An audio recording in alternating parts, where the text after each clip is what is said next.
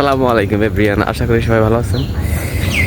বাংলাদেশ ক্রিকেটের সুসময়ের কাণ্ডারি হওয়ার সুযোগ হয়নি, হয়েছিল দুঃসময়ের কাণ্ডারি। বাংলাদেশ ক্রিকেটের 3টি অধ্যায় ইতিমধ্যে আমরা দেখতে পাচ্ছি। তার মধ্যে প্রথম অধ্যায়টি হচ্ছে আকরাম খান, নান্নু, পাইলট যখন দলে ছিল, রফিক তখনকার সময়টা একরকম। আবার পাইলট, হাবিবুল বাশার, আরেকজনের নাম বলতে চাচ্ছি, যাকে নিয়ে আমি কথা বলতে চাচ্ছি, সেটা হচ্ছে মোহাম্মদ আশরাফুল।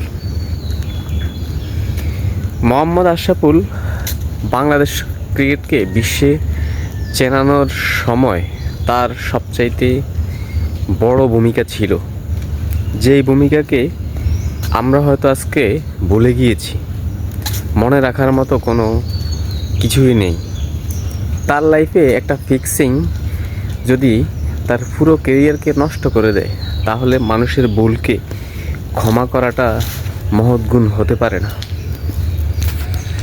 তো মোহাম্মদ আশরাফুল বাংলাদেশ ক্রিকেটকে যেইভাবে দিয়ে গিয়েছে, সেই সময়কালকে আমরা খুব সহজে ভুলে গিয়েছি। সব কিছু মাটিতে চাপা পড়েছে। মাশরাফি বিন মুর্তজা, বাংলাদেশের বড় তারকা সাকিব আল হাসান, পড়ে গিয়েছে মুশফিকুর রহমান, পড়ে গিয়েছে মোহাম্মদুল্লাহ রিয়াদের কারণে।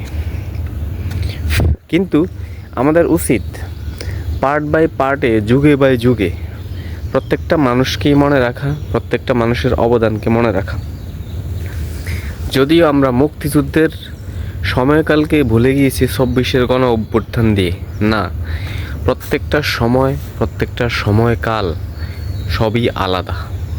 এখন মোহাম্মদ আশরাফুলকে আমরা যেভাবে ভুলে গিয়েছি, আমরা যেভাবে অপমান করেছি, আমরা তাকে শুধু একটা ফিক্সিংয়ের কারণে তার কেরিয়ারকে আমরা অস্বীকার করেছি, এর দায় কে দিবে?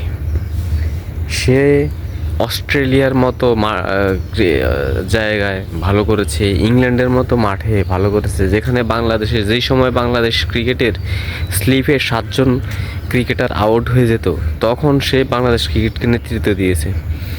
খেলা কি? খেলা হচ্ছে একটা এন্টারটেনমেন্টে পুরো টিমে একমাত্র আশরাফুলই ছিল, যে আশরাফুলের ব্যাটিংয়ে বাংলাদেশ ক্রিকেটকে মনে রাখা যাইত। তো এই সময়কালগুলোকে আমরা যেভাবে ভুলে গিয়েছি, তো এটা আসলে এটা দায় কে নিবে? আমরা যদিও ভুলে যাই, ইউটিউব সব কিছুর প্রুফড এখনও আছে, গুগলে আছে। আমরা একটা সার্চ করে দেখি মোহাম্মদ আশরাফুলের অবদান কেমন ছিল।